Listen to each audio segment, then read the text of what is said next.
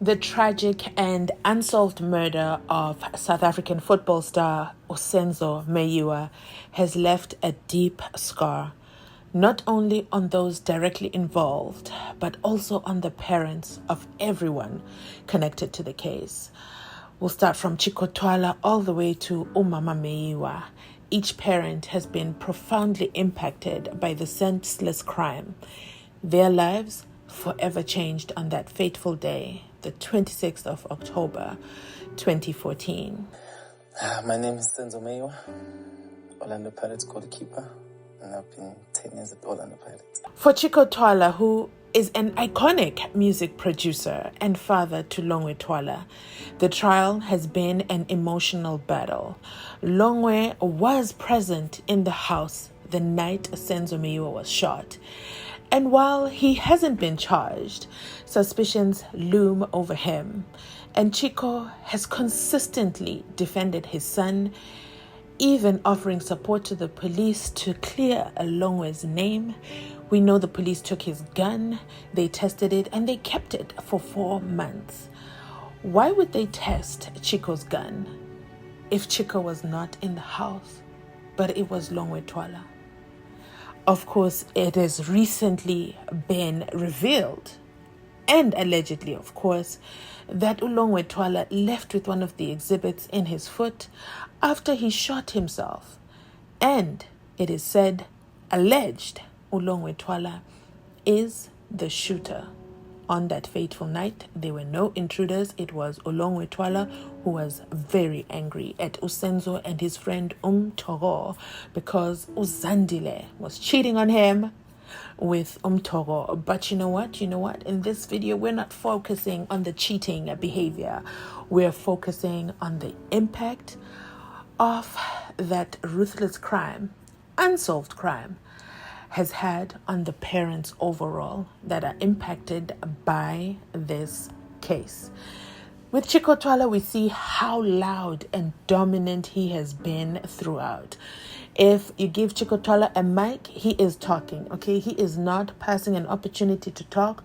Recently, we heard him speak quite loud and boldly over there on King David podcast, where he reveals that he speaks to Umama Meyiwa on a daily basis, that if his son killed Senzo Meyiwa, he would personally make sure that he rots in jail.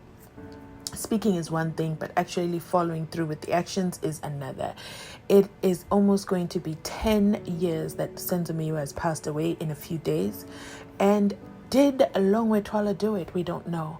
But the behavior of his father casts some suspicion because he's too much in it. He's in there, inside, Pagati. So this is a developing story. As a parent, he is going to the ends of the earth to defend his son. Although he throws his son under the bus, okay, which I believe is a diversion. Focus on his addictions. Focus on his addictions to substances, which he has been addicted to over and over again. He's also stolen from me. He's stolen from the family. He has stolen equipment from my studio, says Chico Twala. But he is not capable of murder. Why would the father see that the son is capable of one thing but not capable of another?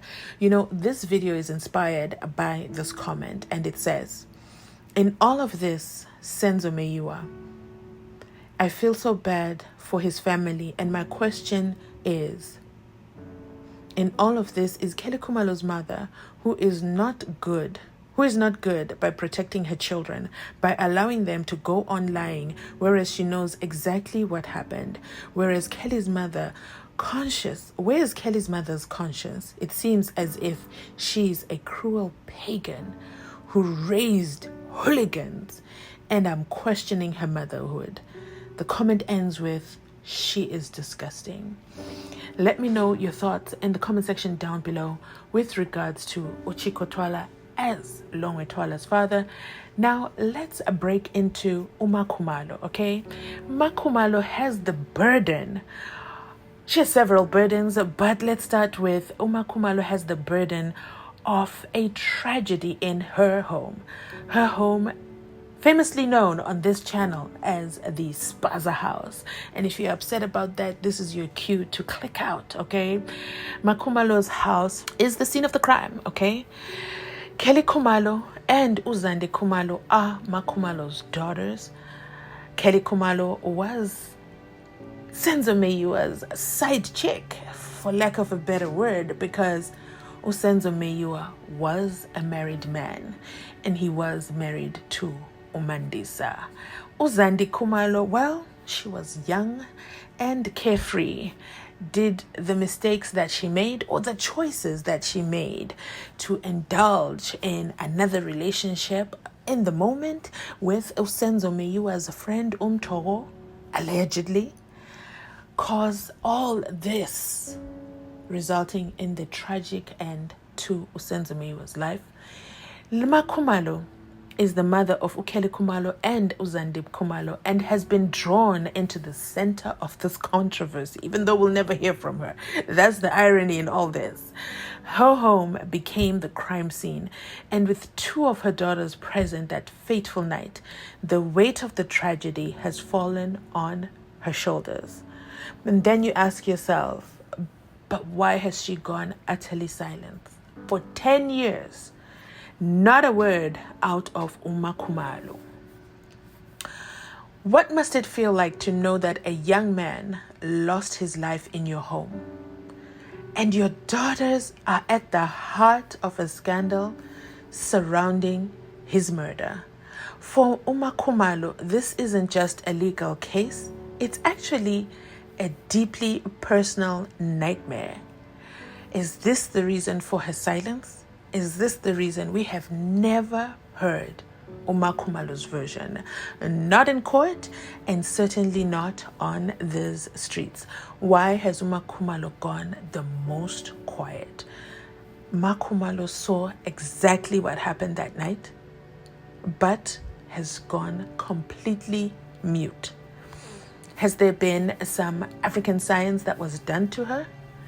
How does she sleep at night, knowing this tragedy happened in her home because of her daughters? Allegedly, of course. It's still yet to be proved in a court of law.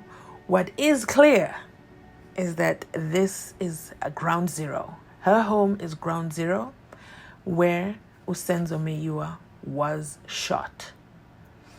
Now, Kelly Khumalo has said in an interview, "It hurts me that this happened in our home, and it feels like the world is pointing fingers at us. My mom has suffered enough." Your mom, Kelly Khumalo, might have suffered enough, but she gets to see you every day. She gets to see you reproduce. She gets to see you have more children, and she gets to see her grandchildren, including the granddaughter that Kelly Khumalo is withholding from the Meyiwa family.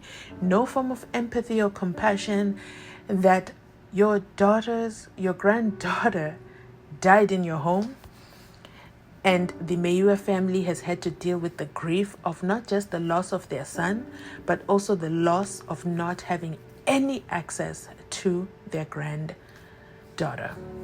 What kind of a mother is Kelly Khumalo's mother? Does she sleep at night? Does she have a conscience? Does she advise her daughters? Or has she no say in all of this? Let me know your thoughts in the comment section down below. Now, this next part is going to be a hard one to go through, but let's get into it. Mama Meyiwa, the unbearable pain of losing a son. Of all the parents here, Mama Meyiwa is the only one who doesn't get to see her son ever again. She's the only one who doesn't get a phone call from her son. She's the only one whose son, who was a breadwinner, has since passed away and was buried on that tragic night. And this October marks 10 years since her son's passing.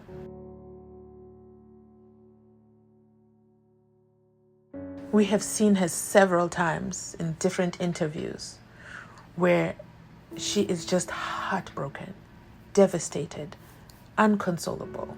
She has a lot of questions.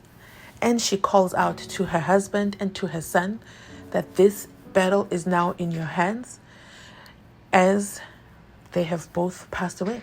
No parent should have to bury their child. And for Umama Meyiwa, the pain of losing Senzo, not just Senzo her son, but South Africa's beloved goalkeeper, is indescribable. To this day, she fights for justice.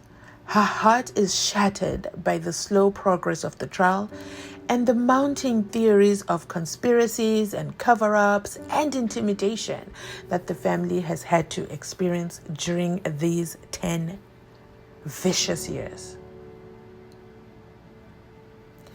For Senzo Meyiwa's mother, every day that the trial drags out in court is another day that is a stab at her soul.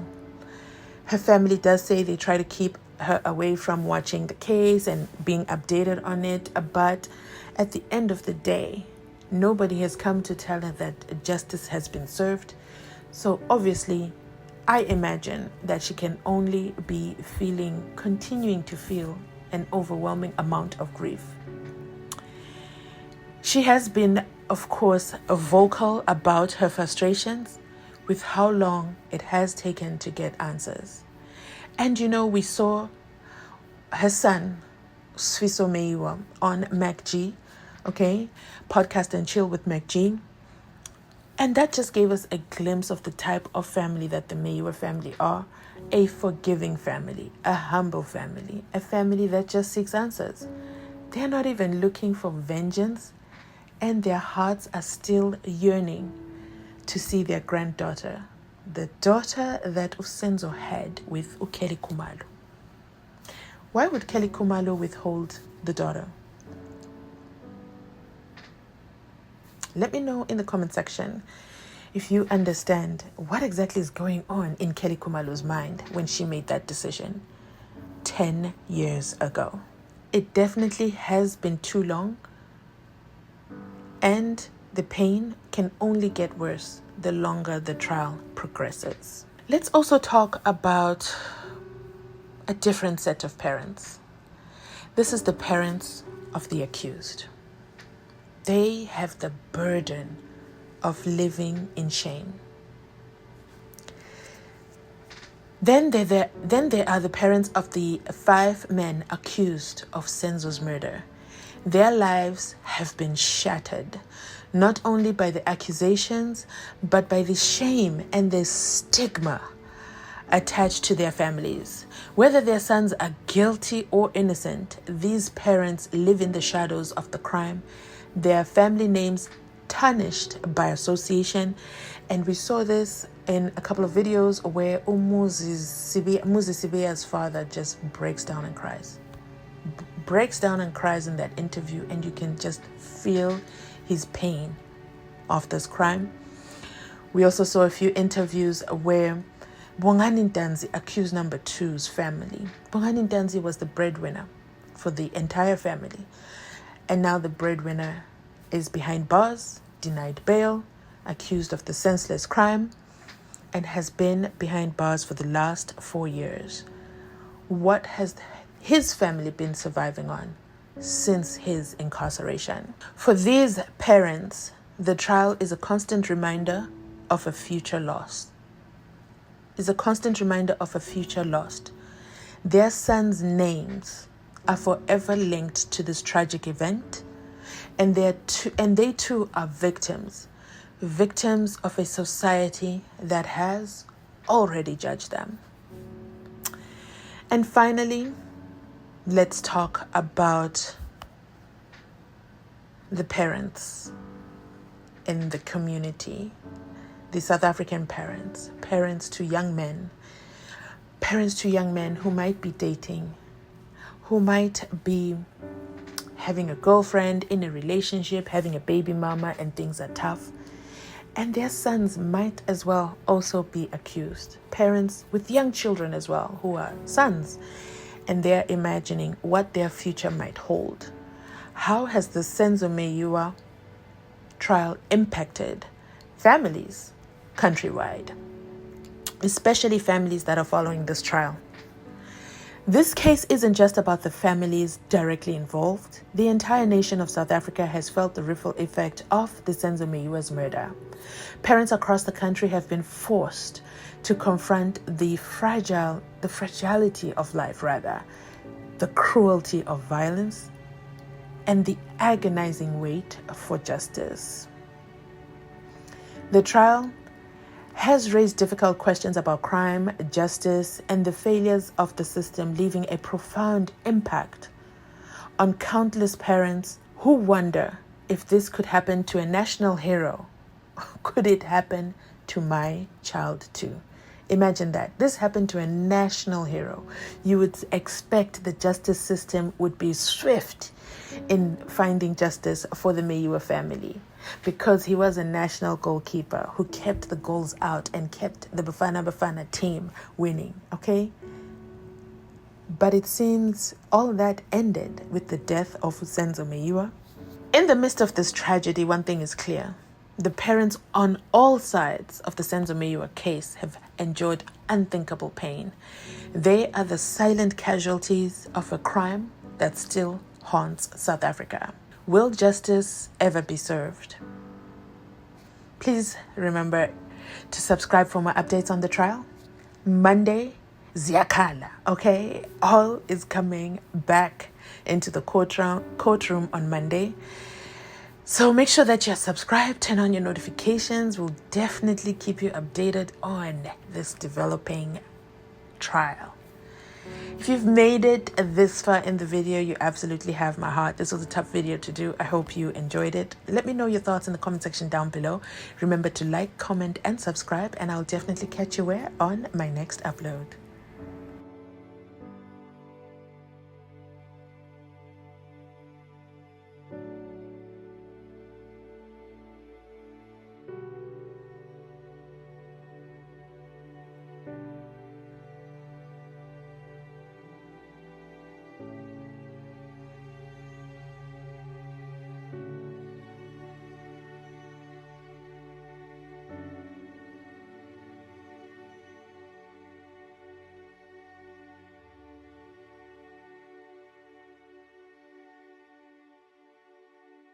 Mzansi Unfiltered, checking out. Catch you on my next upload. My lord, I mean, that's it. Yeah.